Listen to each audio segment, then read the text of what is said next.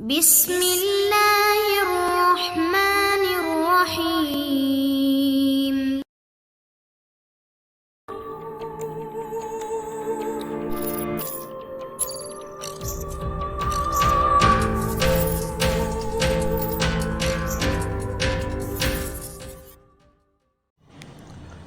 السلام علیکم دوستو، عمران سیریز ناول سورڈ ماگا پر مظہر کلیم MA۔ اگر آپ نے ابھی تک ہمارے چینل جاسوسی دنیا کو سبسکرائب نہیں کیا تو سبسکرائب کریں اور بیل آئیکن پر کلک کیجیے۔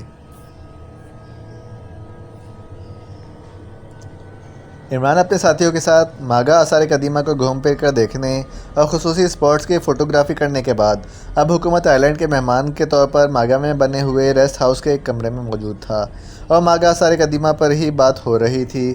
اس گفتگو کا بنیادی نقطہ یہ تھا کہ 5-6 ہزار قبل بھی اس دنیا میں رہنے والے کتنے مہذب زندگی گزار رہے تھے۔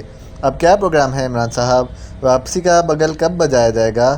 بس ماگا کے آثار قدیمہ دیکھنے تھے، وہ دیکھ لیے ہیں، اب یہاں رہ کر مزید کیا کرنا ہے؟ تنویر نے کہا، عمران صاحب آپ نے ماگا خزانے کے بارے میں کیا سوچا ہے جس کے لیے پروفیسر شاربی کو ہلاک کیا گیا اور ہمارے سفارتکار کے ساتھ بدترین سلوک کیا گیا؟ کیپٹن شکیل نے کہا تو سب چونک پڑے۔ یہ مدفون خزانے اور ان کو تلاش کرنا تو اس دور کی بات ہے جب الف لیلا جیسی کہانیاں لکھی جاتی تھیں۔ موجودہ ترقی یافتہ دور میں کوئی اپنا وقت ضائع نہیں کر سکتا۔ ویسے عمران صاحب چاہیں تو خزانہ تلاش کر سکتے ہیں۔ وہ کیسے؟ سب نے چونک کر کہا۔ خزانے کا مطلب صرف اشرفیاں اور سونے چاندی کا ڈھیر ہی نہیں ہوتا، بلکہ اس سے ماورا بھی خزانے موجود ہیں۔ تمہارا مطلب شاید جولیا سے ہے، عمران نے کہا تو صالحہ بے اختیار کھلکھلا کر ہنس پڑی۔ صالحہ فضول باتیں نہ کیا کرو، جولیا نے غصیلے لہجے میں کہا تو سب ساتھی بے اختیار مسکرا دیے۔ عمران صاحب کیا واقعی اس جدید دور میں بھی حکومتیں مدفون خزانوں کی بات کو درست سمجھ سکتی ہیں؟ کیوں نہیں سمجھ سکتی؟ آثار قدیمہ ہم نے دیکھے ہیں، ہو سکتا ہے کہ واقعی کوئی بڑا خزانہ یہ سوچ کر مدفون کیا گیا ہو کہ جب برا وقت آئے گا تو اسے نکال کر استعمال میں لایا جائے گا، صالحہ نے جواب دیتے ہوئے کہا۔ پھر تو سب سے پہلے سلیمانی خزانہ تلاش کرنا چاہیے۔ حضرت سلیمان کا خزانہ یقیناً بہت بڑا خزانہ تھا، کیپٹن شکیل نے کہا تو سب ہنس پڑے۔ اپنے سلیمان تک یہ خبر نہ پہنچا دینا ورنہ وہ واقعی خزانہ تلاش کرنے نکل پڑے گا، عمران نے کہا تو سب ایک بار پھر ہنس پڑے۔ اسی لمحے میز پر موجود فون کی گھنٹی بج اٹھی تو سب اس کی طرف دیکھتے ہوئے چونک پڑے کہ یہاں سے کوئی فون کیا ہی نہیں تھا، پھر یہاں کس کا فون آ گیا؟ عمران نے ہاتھ بڑھا کر ریسیور اٹھا لیا۔ علی عمران MSCD SC آکسین بول رہا ہوں، عمران نے اپنے مخصوص انداز میں تعارف کراتے ہوئے کہا۔ عمران صاحب میں پاکستان سے PA2 سیکرٹری خارجہ سر سلطان بول رہا ہوں، سر سلطان سے بات کیجیے۔ دوسری طرف سے آواز سنائی دی تو عمران نے لاؤڈر کا بٹن پریس کر دیا۔ ہیلو، سلطان بول رہا ہوں۔ دوسری طرف سے سر سلطان کی سنجیدہ آواز سنائی دی۔ کتنی بار بستہ عرض کیا ہے کہ سلطان بولا نہیں کرتے، فرمان شاہ صادر فرمایا کرتے ہیں، عمران نے کہا تو سب بے اختیار مسکرا دیے۔ سنجیدگی سے میری بات سنو، تمہیں آئرلینڈ کے چیف سیکرٹری سر والڈ نے پیغام بھجوایا تھا کہ تم ان سے ملاقات کرو، لیکن تم نے انہیں ٹال دیا، کیوں؟ کیا تم نہیں جانتے کہ پاکستان اور آئرلینڈ کے درمیان کتنے ایسے معاہدے ہیں جن کی وجہ سے پاکستان ترقی یافتہ ممالک کی صف میں شامل ہونے کے لیے تیزی سے آگے بڑھ رہا ہے؟ سر سلطان نے قدرے غصیلے لہجے میں کہا۔ میں نے انکار تو نہیں کیا، البتہ صرف اتنا عرض کیا تھا کہ میں پہلے ماگا آثار قدیمہ کو اپنے طور پر گھوم پھر کر دیکھ لوں، بعد میں آپ سے بھی ملاقات ہو جائے گی، اور ابھی تو میں نے پورے آثار قدیمہ دیکھے ہی نہیں، عمران نے جواب دیتے ہوئے کہا۔ سنو عمران، یہ ملک پاکستان بے پناہ قربانیاں دے کر حاصل کیا گیا ہے، اور اب بھی بے شمار ملک اور لوگ اس کی سلامتی کے خلاف کام کر رہے ہیں، اور یہ تم جیسے محب وطن ہیں جو اپنی محنت سے کام کر کے اس ملک کو ترقی کی طرف لے جا رہے ہیں، اس لیے مجھے یقین ہے کہ تم سر ورلڈ کو اب انکار نہیں کرو گے اور کوشش کر کے جلد سے جلد ملاقات کرو گے تاکہ آئرلینڈ سے ہمارے تعلقات مزید بہتر ہو سکیں۔ سر سلطان نے کہا، آپ کا فرمان سر آنکھوں پر، لیکن آپ نے نہ جانے میرے بارے میں سر آئرلینڈ کے چیف سیکرٹری کو کیا بتایا ہے کہ وہ یہ سمجھ رہے ہیں کہ میں 5-6 ہزار سالوں سے زندہ چلا آ رہا ہوں اور خزانہ میں نے دفن کیا تھا، اور اب مجھے ہی معلوم ہے کہ خزانہ کہاں مدفن ہے۔ یہاں ڈاکٹر شاربی جیسے ماہر موجود رہے ہیں اور وہ کوشش کے باوجود اس خزانے کا پتہ نہیں چلا سکے، تو میں جس نے آج خزانہ زندگی میں پہلے بار آثار قدیمہ دیکھے ہیں ماگا کے، کیسے معلوم کر سکتا ہوں کہ خزانہ کہاں ہے؟ عمران نے جواب دیتے ہوئے کہا۔ میرا پختہ یقین ہے کہ اللہ تعالیٰ کی تم پر خصوصی رحمت ہے، جب بھی تم کسی معاملے میں ہاتھ ڈالتے ہو ہمیں خود بخود اطمینان ہو جاتا ہے کہ تم کامیاب رہو گے۔ اس کے علاوہ تم جب بطور چیلنج کسی معاملے کو ہاتھ میں لیتے ہو تو کامیابی اللہ تعالیٰ کے خصوصی فضل و کرم سے تمہارے قدم چومتی ہے۔ اس لیے مجھے یقین ہے کہ تم اگر چاہو تو خزانے کو تلاش کر سکتے ہو۔ سر سلطان نے کہا، یہ آپ کی محبت ہے سر سلطان کہ آپ میرے بارے میں ایسے خیالات رکھتے ہیں۔ ٹھیک ہے، اب آپ کی خاطر میں ماگا خزانے کو تلاش کرنے کی کوشش کروں گا۔ عمران نے کہا، اللہ تعالیٰ تمہاری مدد کرے گا۔ ویسے مجھے چیف سیکرٹری صاحب نے آفر کی ہے کہ وہ نصف خزانہ پاکیشیا کو دینے کے لیے تیار ہیں، لیکن میں نے انہیں واشگاف الفاظ میں کہہ دیا تھا کہ ہم اپنی محنت پر یقین رکھتے ہیں، اس لیے ہمارے لیے آپ کی طرف سے تعریف کے الفاظ ہی خزانے جیسی اہمیت رکھتے ہیں۔ سر سلطان نے کہا، آپ نے درست کہا ہے، ویسے بھی دوسروں کے مال پر نظر رکھنے والا اللہ تعالیٰ کو پسند نہیں ہے۔ تمام خزانوں کا مالک اللہ تعالیٰ ہے، اس لیے یہ بھی ہو سکتا ہے کہ ہماری سرزمین اللہ تعالیٰ کے حکم سے بھاری خزانے اگل دے۔ عمران نے کہا، اوکے، میں نے ایک اہم میٹنگ اٹینڈ کرنی ہے، اللہ حافظ۔ سر سلطان نے کہا اور اس کے ساتھ ہی رابطہ ختم ہو گیا تو عمران نے بھی ریسیور رکھ دیا۔ عمران صاحب، آپ سے سبھی بے پناہ توقعات رکھ لیتے ہیں۔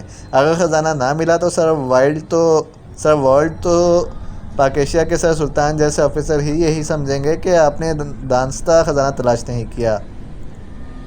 سر سلطان نے اس کا بندوبست کر لیا ہے، وہ بے حد سینئر اور تجربہ کار ہیں۔ عمران نے مسکراتے ہوئے کہا تو صفدر سمیت سب بے اختیار چونک پڑے۔ بندوبست؟ کون سا؟ صفدر نے چونک کر کہا، انہوں نے آئرلینڈ کے چیف سیکرٹری کی آدھی خزانے والی آفر خوبصورت انداز میں مسترد کر دی ہے، اس لیے اب آئرلینڈ والے یہی سمجھیں گے کہ عمران اور پاکیشیا سیکرٹ سروس کو کوئی لالچ تو ہے نہیں، اس لیے خزانے کا نہ ملنا قدرتی ہے۔ عمران نے کہا، یہ بھی تو ہو سکتا ہے کہ وہ اس سے یہی سمجھیں کہ انہیں چونکہ لالچ نہیں تھا اس لیے انہوں نے خزانہ تلاش کرنے کی سنجیدہ کوشش ہی نہیں کی۔ تنویر نے کہا، ایسا بھی ہو سکتا ہے، لیکن اس وقت جب خزانہ نہیں ملے گا اور اگر مل گیا تو پھر آئرلینڈ والے کیوں نہیں مانیں گے؟ اگر یہ خزانہ سامنے پڑا ہوتا تو یہاں کے ماہرین کو لازماً مل چکا ہوتا۔ تنویر نے کہا، بعض اوقات خزانہ سامنے ہوتا ہے لیکن تلاش کرنے والے کو نظر ہی نہیں آتا، وہ مشکل کام آسان سمجھ لیتے ہیں اور ان کو اہمیت ہی نہیں دیتے۔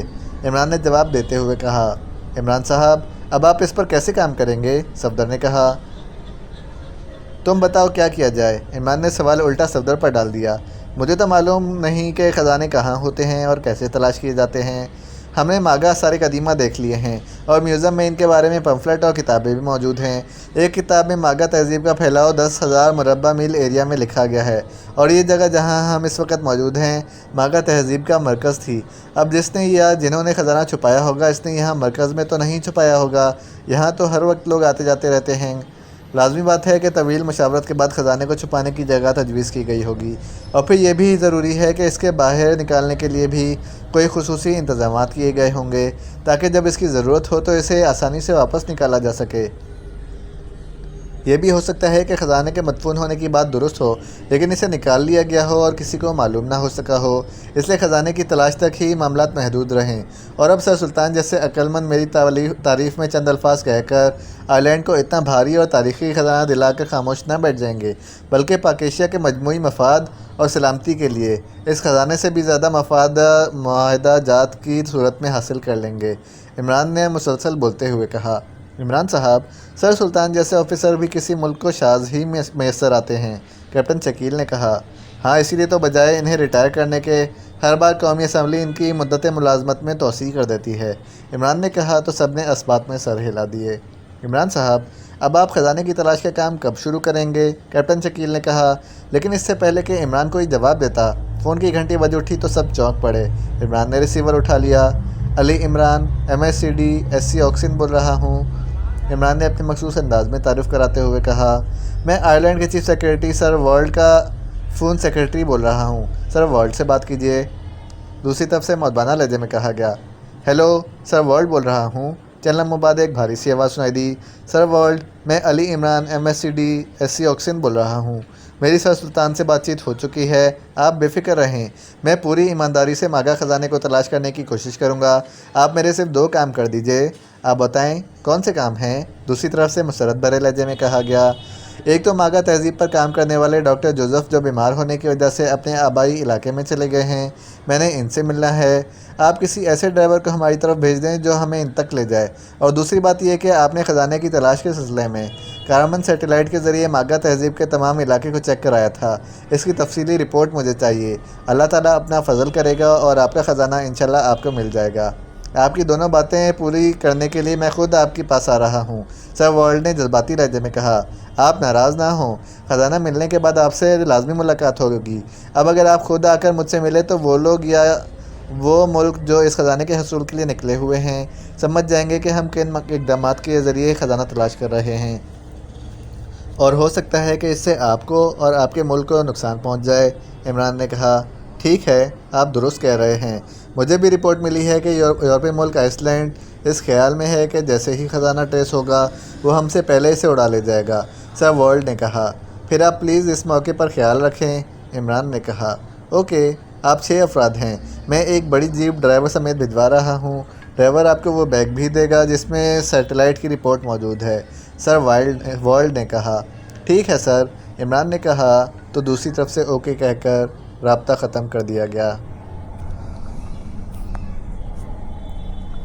آئس لینڈ کی سرکاری ایجنسی ریڈ اسٹار کی ایجنٹ ڈیسی اپنی ساتھی مارگریٹ کے ساتھ آئرلینڈ کے دارالحکومت کی رہائشی کالونی کی ایک کوٹھی میں موجود تھی۔ انہیں اس کوٹھی میں رہتے ہوئے کافی دن ہو گئے تھے اور انہوں نے آئرلینڈ کے چیف سیکرٹری سر والڈ کے عملے کی ایک خاتون جو ریکارڈ کیپر تھی کو بھاری معاوضہ دے کر اپنی مخبر بنا لیا تھا۔ اس خاتون کا نام جیکولین تھا۔ جیکولین بے حد ذہین خاتون ثابت ہو رہی تھی۔ اسے معلوم تھا کہ سر والڈ ماغا خزانے کی تلاش کے لیے بے چین ہیں، لیکن پاکستانی ایجنٹ عمران نے جب سر والڈ سے ملاقات کرنے سے ہی صاف انکار کر دیا تو چیف سیکرٹری سمیت سب لوگ مایوس ہو گئے۔ لیکن پھر پاکستان کے سیکرٹری خارجہ سر سلطان نے عمران کو رضامند کر لیا۔ اس وقت رہائش گاہ کے ایک کمرے میں ڈیسی اور مارگریٹ دونوں بیٹھی اس سلسلے میں بات چیت کر رہی تھیں۔ جو کچھ کرنا ہے اسے عمران نے ہی کرنا ہے اور وہ ویسے ہی سیر و سیاحت کرتا پھر رہا ہے۔ ہم نے اس سے ملاقات کی تاکہ اسے دوستی کر کے آگے بڑھا جائے، لیکن اس کا رویہ ایسا تھا کہ جیسے ہم حسین اور متناسب جسم رکھنے والی لڑکیوں کی بجائے کسی چھوت چھات پر مبنی بیماریاں ہوں۔ مارگریٹ نے کہا تو ڈیسی بے اختیار ہنس پڑی۔ ابھی اس سے ہم سے کوئی کام نہ تھا، ورنہ وہ ہمیں اس انداز میں ٹریٹ کرتا جیسے ہم مس ورلڈ ہیں، لیکن یہ ایوارڈ غلطی سے کسی اور کو الاٹ کر دیا گیا ہے، ڈیسی نے کہا۔ اور پھر اس سے پہلے کہ مزید کوئی بات ہوتی فون کی گھنٹی بج اٹھی تو ڈیسی نے ہاتھ بڑھا کر ریسیور اٹھا لیا۔ یس، ڈیسی بول رہی ہوں، ڈیسی نے کہا۔ وہ چونکہ یہاں کوئی جرم کرنے نہ آئی تھی اس لیے وہ اپنے اصل ناموں سے ہی یہاں رہ رہی تھیں۔ جیکولین بول رہی ہوں، دوسری طرف سے جیکولین کی آواز سنائی دی تو ڈیسی اور مارگریٹ دونوں چونک پڑی۔ کیا ہوا جیکولین؟ آفس ٹائم میں ہی فون کر رہی ہو، کوئی خاص بات؟ ہاں، آپ کو بتانا تھا کہ آپ کے کام کا آغاز کر دیا گیا ہے، جیکولین نے کہا تو دونوں بے اختیار اچھل پڑی۔ کیا کہہ رہی ہو؟ کھل کر بات کرو۔ میں نے تمہاری رپورٹ دی تھی کہ چیف سیکرٹری سر والڈ نے پاکستانی ایجنٹ عمران کو اپنے آفس کال کیا تھا، لیکن اس نے آنے سے انکار کر دیا۔ پھر سر والڈ نے اس کی شکایت پاکستان کے سیکرٹری خارجہ سر سلطان سے کی، کیونکہ سر سلطان پاکستان سیکرٹ سروس کے انتظامی انچارج ہیں۔ انہوں نے خود فون پر عمران سے بات کی اور پھر سر والڈ کو بتایا کہ عمران خزانے کی تلاش پر کام کرنے کے لیے تیار ہو گیا ہے، جس پر سر والڈ نے عمران کو کال کیا تو اس نے اپنی رضامندی ظاہر کر دی، لیکن ساتھ ہی اس نے 2 مطالبے کر دیے۔ ایک تو یہ کہ ماہر آثار قدیمہ ڈاکٹر جوزف سے جو بیمار ہونے کی وجہ سے اپنے آبائی علاقے میں چلے گئے ہیں ان کی ملاقات کرائی جائے، اور دوسرا یہ کہ آئرلینڈ نے خزانے کی تلاش کے لیے کارمن سیٹلائٹ سے جو رپورٹ تیار کرائی تھی اس کی ایک کاپی اسے دی جائے۔ اس کے دونوں مطالبے سر والڈ نے منظور کر لیے اور ایک خصوصی پیغمبر کے ذریعے ڈاکٹر جوزف عمران کے بارے میں تفصیل اور ملاقات کے بارے میں بھی بات کی۔ ڈاکٹر جوزف نے رضامندی ظاہر کی ہے کہ وہ عمران سے ہر ممکن تعاون کریں گے، اور سر والڈ نے ایک بڑی اور لگژری جیپ عمران کو بھجوا دی ہے جس کے ساتھ ڈرائیور پال ہنری موجود ہوگا، جو اس سارے علاقے کو اچھی طرح جانتا ہے، اور اس پال ہنری کے ذریعے کارمن سیٹلائٹ رپورٹ بھی عمران کو بھجوا دی جائے گی، اور کل صبح یہ لوگ یہاں سے روانہ ہوں گے اور دوپہر کو روستن نامی علاقے میں پہنچ جائیں گے، جس کے ایک شہر کراش میں ڈاکٹر جوزف اس وقت رہ رہا ہے، اور یہی اس کا آبائی علاقہ ہے۔ جیکولین نے تفصیل بتاتے ہوئے کہا، ہم اس ڈاکٹر جوزف کی رہائش گاہ تک کیسے پہنچ سکتی ہیں؟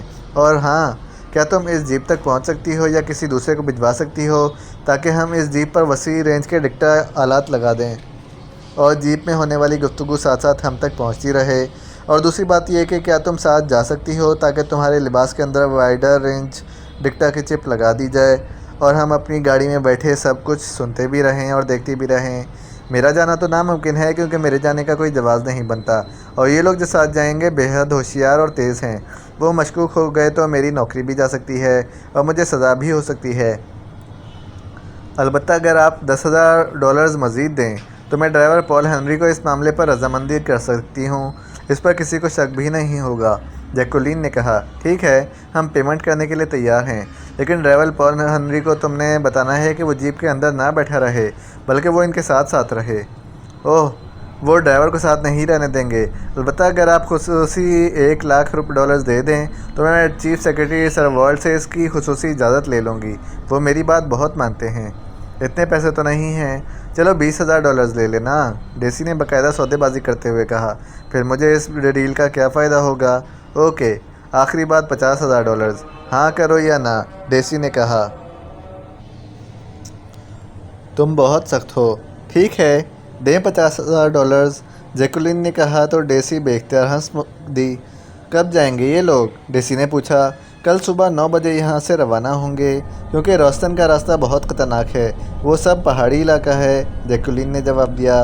تم ہمارے پاس آ جاؤ، میں تمہیں رقم بھی دے دیتی ہوں اور آلات کے ساتھ ساتھ چپ بھی، ڈیسی نے کہا۔ ٹھیک ہے، میں آ رہی ہوں، جیکولین نے کہا تو ڈیسی نے ریسیور رکھ دیا۔